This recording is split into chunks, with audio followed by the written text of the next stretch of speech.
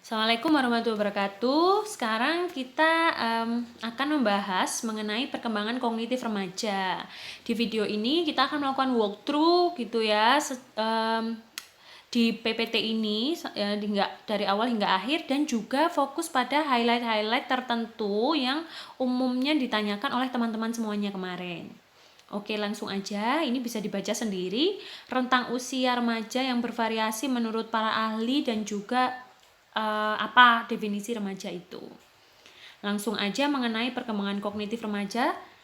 Seperti yang kita tahu, ternyata kognitif remaja itu dipengaruhi oleh banyak faktor gitu ya. Bukan hanya faktor genetik dan lingkungan saja, tapi juga banyak faktor lain yang memengaruhi, seperti hormon, usia, kemudian pola hidup, drug abuse, nutrisi, bahkan jika seseorang itu pernah dioperasi otaknya itu juga memengaruhi. Kemudian apa yang terjadi, misalnya kecelakaan ketika dilahirkan, proses kelahiran dan lain sebagainya.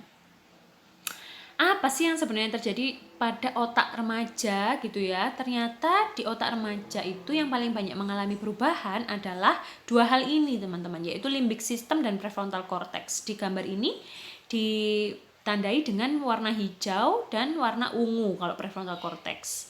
Nah, limbic system itu berhubungan dengan hal-hal yang sifatnya dorongan-dorongan yang mendasar, yang bertujuan untuk survival, kayak gitu. Sedangkan prefrontal cortex itu berhubungan dengan pola pikir logis, kemudian moral, mana yang baik dan buruk, mana yang benar dan salah, kelola emosi, dan lain sebagainya. Nah, uniknya pada masa remaja, ternyata dua hal tersebut ya tidak beriringan. Maksudnya tidak matang secara bersamaan di waktu yang sama.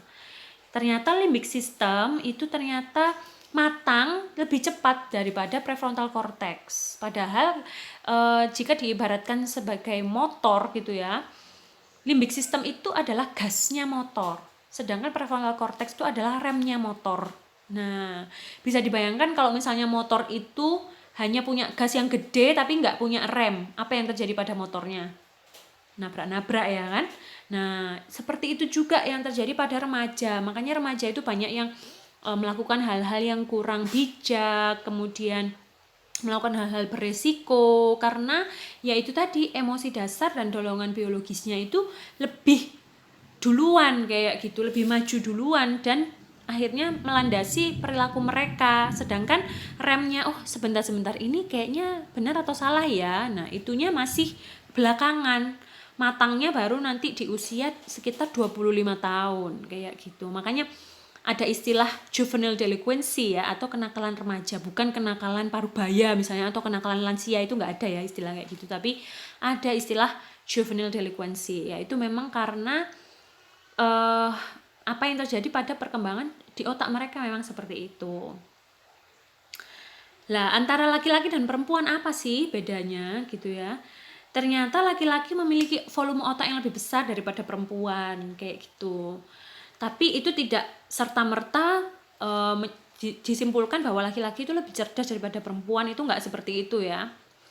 Tapi laki-laki dan perempuan memiliki lokasi-lokasi atau domain otak yang dominan, yang berbeda satu sama lain. Nah, misalnya ini hipokampus kalau di perempuan itu lebih besar dan lebih pesat berkembangnya. Makanya kalau perempuan kan biasanya inget aja ya kejadian-kejadian masa lalu yang sudah dilupakan kayak gitu.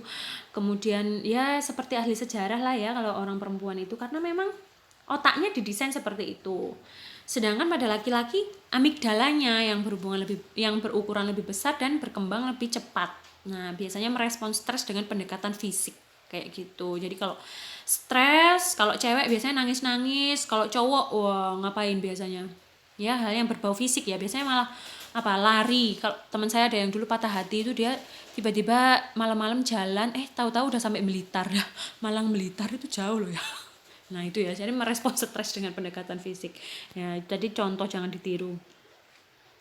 Kemudian proses berpikir remaja. Nah, proses berpikir remaja sudah lebih berkembang daripada pada masa anak-anak dulu. Di masa remaja ini sudah bisa berpikir secara abstrak gitu ya. Jadi sudah bisa menghubungkan berbagai ide yang sifatnya itu hipotetikal, kemudian membayangkan konsekuensi-konsekuensi kayak gitu. Sedangkan pada anak-anak itu biasanya masih sifatnya konkret, jadi masalahnya harus nyata dan konkret yang dihadapi kayak gitu. Di remaja sudah bisa abstrak kayak gitu ya. Nah, pola pikirnya juga ideal, sudah mulai tahu sebaiknya seperti apa sih yang ideal itu ya, yang baik itu seperti apa sih. Kemudian juga logikanya sudah bisa deductive reasoning kayak gitu. Jadi dari umum ke khusus sudah bisa berpikir seperti itu. Nah, ini ya. Di masa remaja itu adalah transisi antara dari operasional konkret ke operasional formal. Lah, apakah semua remaja memiliki pemikiran operasional formal? Nah, ternyata belum tentu itu jawabannya. Belum tentu. Kenapa belum tentu? Karena itu semua tergantung pada paparan atau exposure yang dihadapi oleh remaja kayak gitu. Ketika kehidupannya memang membutuhkan pemecahan masalah yang membutuhkan pemikiran operasional formal, maka remaja akan memiliki pemikiran operasional formal. Dia sudah bisa lebih rumit, lebih kompleks, terbiasa dengan pemikiran-pemikiran yang simbolis, yang abstrak kayak gitu. Tapi kalau misalnya kehidupan remaja itu misalnya lempeng aja, nggak ada tantangan yang berarti, ya hidup gini-gini aja, ya kemungkinan besar tetap stay di pemikiran operasional konkret seperti itu. Bahkan orang dewasa pun juga tidak semuanya memiliki pemikiran operasional formal.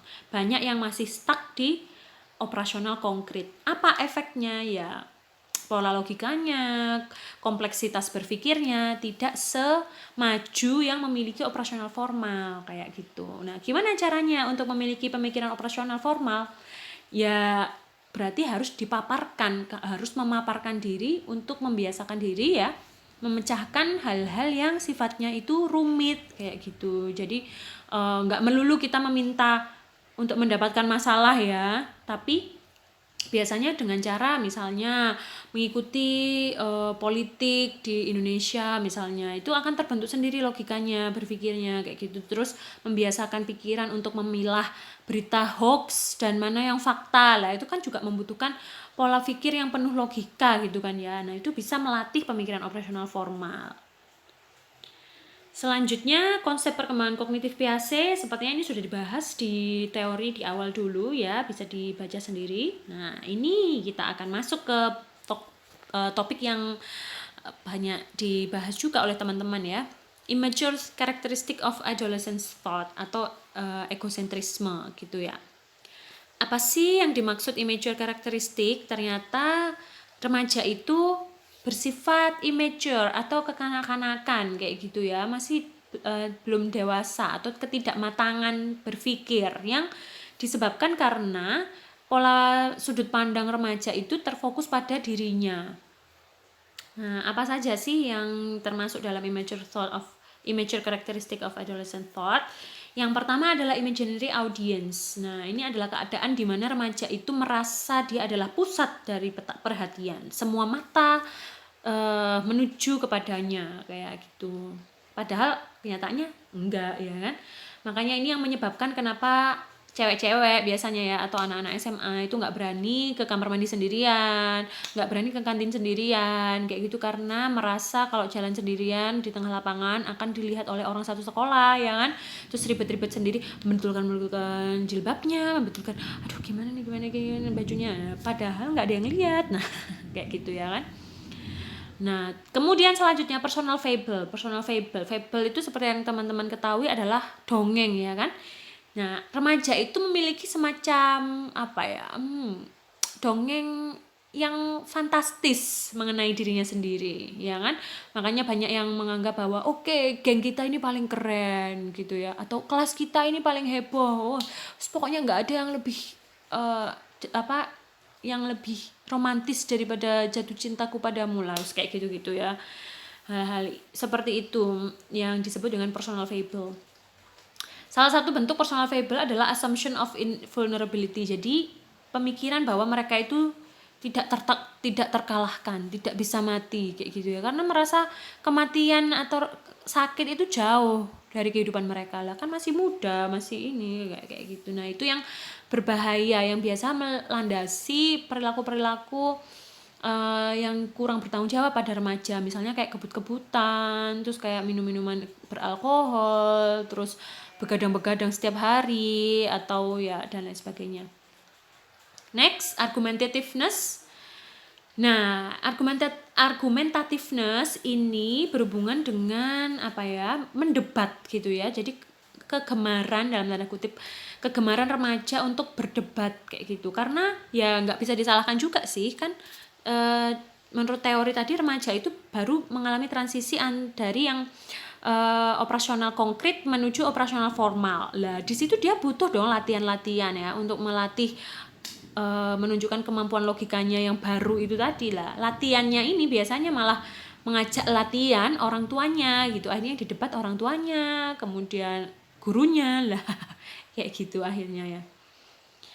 Kemudian indecisiveness atau keraguan-raguan gitu ya, tidak bisa memutuskan atau ya bingung, kegalauan atau labil galau kayak gitu ya.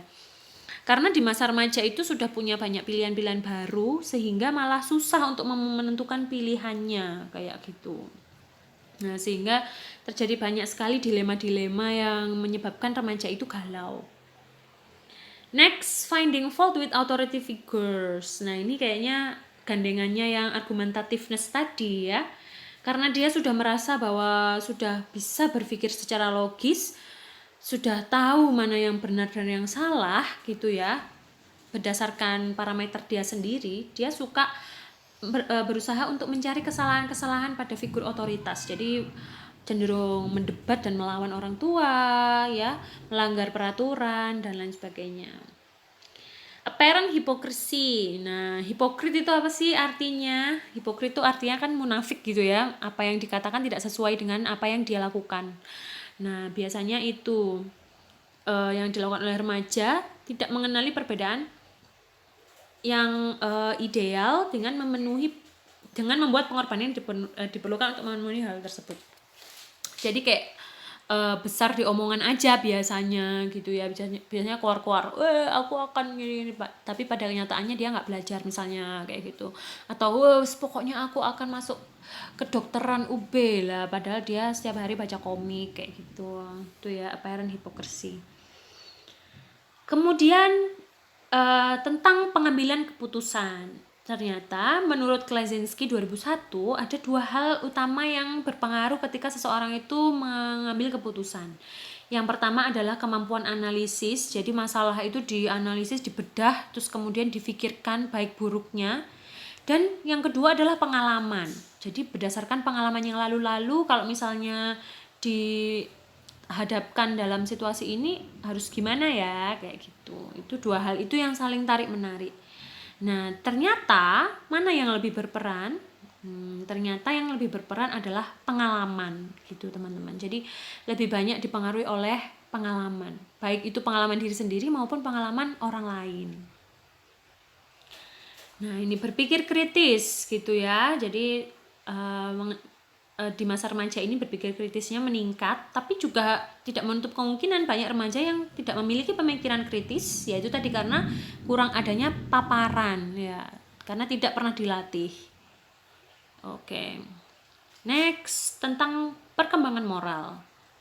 Nah, perkembangan moral itu berkaitan dengan yang benar dan yang salah gitu kan ya. Cara orang melihat isu moral mencerminkan perkembangan kognitif mereka. Jadi karena isu moral itu adalah melibatkan high order thinking gitu kan ya. Jadi itu menunjukkan kematangan kognitif mereka. Nah, perkembangan moral remaja akan kita bahas menjadi 4: pemikiran, perilaku, perasaan, dan kepribadian ya. Sekarang kita ke pemikiran moral dulu. Nah, menurut Piaget ya bisa dibaca sendiri gini ya. Mulai di masa anak-anak dulu itu seperti ini, bahwa keadilan itu sesuatu yang tidak bisa diubah gitu kan ya. Tapi semakin dewasa, semakin tahu bahwa aturan itu diciptakan oleh manusia sehingga tetap harus dipertimbangkan konsekuensi-konsekuensinya. Nah, Goldberg itu mencetuskan bahwa adanya proses internalisasi kayak gitu. Jadi tadinya itu baik dan benar itu dikontrol sepenuhnya oleh orang luar kayak gitu. Misalnya peraturan baik dan buruk itu ditentukan oleh figur orang tua, misalnya kamu nggak boleh gini, kamu nggak boleh gitu kayak gitu ya. Terus kalau waktu masa kecil dulu ya manut aja karena ya itu yang bilang ortunya. Kalau nggak bilang, kalau nggak menurut nanti akan dihukum kayak gitu.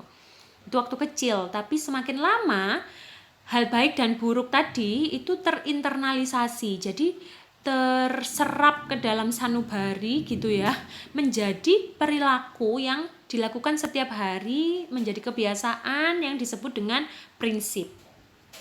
Nah, ini bisa dibaca sendiri tingkat-tingkatannya. Semakin tinggi tingkatannya itu menunjukkan internalisasinya semakin penuh, semakin besar gitu ya, semakin meresap ke sanubari gitu ya intinya kalau internalisasi tingkat 3 itu. Nah kayak gitu.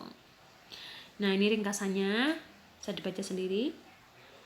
Nah next, perilaku moral. Nah itu melibatkan apa, diri sendiri dan orang lain juga kayak gitu. Jadi moralitasnya itu ditunjukkan dengan bagaimana dia memperlakukan orang lain gitu. Apa yang dimaksud dengan perasaan moral sekarang? Berarti ini moral atau pertimbangan tentang baik dan buruk yang berada di hati ya, berada di dalam diri kayak gitu. Nah ini ego ideal. Jadi menurut Freud ya, pencetus teori psikoanalisis, di dalam diri itu ada yang namanya ego ideal dan conscience bacanya ya. Ego ideal itu mengenai hal-hal yang ideal, jadi yang baik itu seperti ini, seperti pagar gitu ya, ini loh yang baik. Nah ketika seseorang itu melakukan hal baik tersebut, maka dia akan bangga, wah keren rek aku ya, wis bisa melakukan hal yang aku anggap baik tadi, okay, that's good. Nah sedangkan conscience, nah agak belibet ya, conscience itu kayak polisinya gitu ya, itu adalah suara hati kita. Ketika kita melanggar atau melakukan hal yang tidak baik, maka conscience itu akan membuat kita merasa bersalah gitu. Nah itu ya yang terjadi di dalam diri kita mengenai moralitas. Kemudian empati itu adalah reaksi terhadap perasaan orang lain dan disertai respon emosi gitu ya. Nah itu kalau zaman dahulu, tapi perspektif yang lebih baru sekarang mengaitkan antara emosi, aspek sosial dan kognitif secara bersamaan gitu untuk membangun perasaan moral itu. Jadi nggak berdiri sendiri ya, kayak teori psikoanalisis tadi kan berdiri sendiri gitu ya, secara emosi dan secara emosi gitu kan ya. Tapi ternyata teori kontemporer menunjukkan keterkaitan antara 3 hal ini, yaitu emosi, aspek sosial dan kognitif itu sangat berpengaruh pada perasaan moral seseorang. Next, kepribadian moral. Nah, kepribadian moral itu yang moralitas yang tercermin dalam perilaku seseorang gitu ya, dalam pribadi seseorang gitu. Nah, di sini ada identitas, karakter dan contoh moral. Bisa dibaca sendiri kayaknya ya. Nah, identitas moral. Seseorang itu punya identitas moral jika dia itu memiliki komitmen moral, dan itu hal yang utama dalam kehidupan mereka gitu ya. Perilaku yang melanggar komitmen akan membahayakan integritas diri. Jadi dia kalau misalnya waduh kok kayaknya aku nyontek nih, berarti aku sudah bukan orang yang jujur lagi lah, itu sangat kuat di situ gitu ya.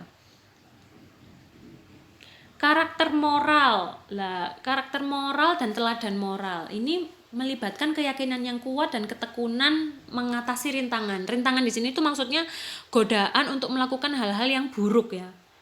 Nah, ketika individu itu tidak memiliki karakter moral, maka akan kehilangan tenaga ketika berada di bawah tekanan. Maksudnya, ketika ada godaan-godaan dalam tanda kutip untuk melakukan hal-hal buruk, mereka kalau misalnya karakter moralnya itu tidak kuat, maka akan gampang ngikut kayak gitu. Gampang ikut arus, gampang melakukan hal-hal yang terjerumus dalam hal-hal yang negatif kayak gitu. Itu yang dimaksud dengan kehilangan tenaga. Nah, kalau orang memiliki karakter moral yang kuat, tenaganya besar untuk melakukan penolakan terhadap godaan-godaan yang buruk tadi. Gitu. Apa yang mempengaruhi perkembangan moral? Nah, sekali lagi pola asuh orang tua, gitu ya. Pola asuh orang tua dalam mendisiplinkan anak itu sangat berpengaruh pada moralitas seorang anak itu. Jadi anak itu tahu baik dan buruk pertama kali dari orang tua. Makanya pendisiplinan dari orang tua, dimarahin orang tua itu adalah tanda cinta orang tua pada anak.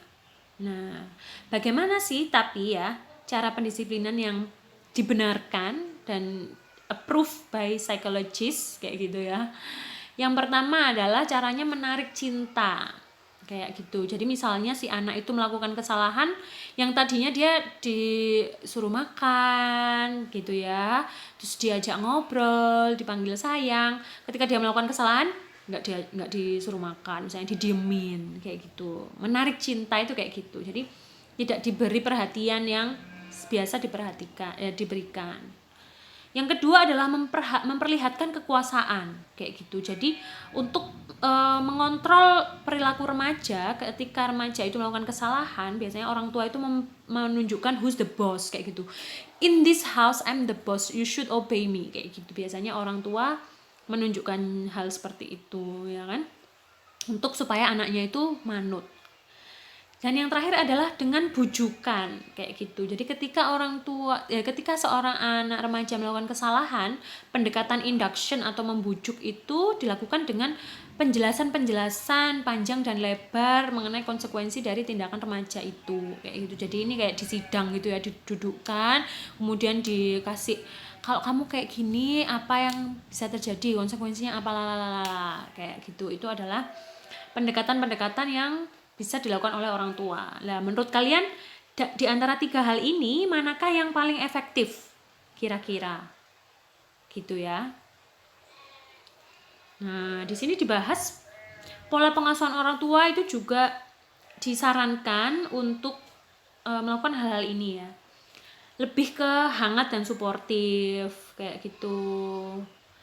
Kemudian disiplin dengan cara membujuk ternyata lebih ditekankan, lebih disarankan. Memberi peluang untuk memahami orang lain, kemudian melibatkan dalam pengambilan keputusan dan lain sebagainya. Jadi pola pengasuhan pendisiplinan orang tua yang disarankan adalah untuk menanamkan jadi supaya anak itu menghormati orang tua. Jadi lebih baik orang tua itu, misalnya anak itu bukan takut kepada orang tua, tapi anak itu takut mengecewakan orang tua gitu. Bisa dibedakan ya mana yang kalau anak itu takut pada orang tua, maka dia akan takut kemudian ujung-ujungnya bisa berbohong supaya tidak dimarahi kayak gitu kan. Tapi ketika seorang anak itu takut mengecewakan orang tua ya kan, maka anak itu akan melakukan hal baik untuk tidak mengecewakan orang tuanya, untuk membagian orang tuanya kayak gitu. Bisa dipahami ya di sini ya. Selain orang tua, ternyata sekolah itu juga berperan penting dalam menanamkan nilai-nilai moral. Lah, kayak gini bisa dibaca sendiri, ada yang kurikulum tersembunyi, kurikulum tampak, pendidikan moral, dan lain sebagainya. Ya, ini contohnya dilarang mencontek, kayak gitu juga hal yang dilakukan oleh sekolah untuk menanamkan nilai-nilai moral. Oke, sampai sini dulu. Silakan jika ada yang bertanya, drop pertanyaan di bawah ini. Wassalamualaikum warahmatullahi wabarakatuh.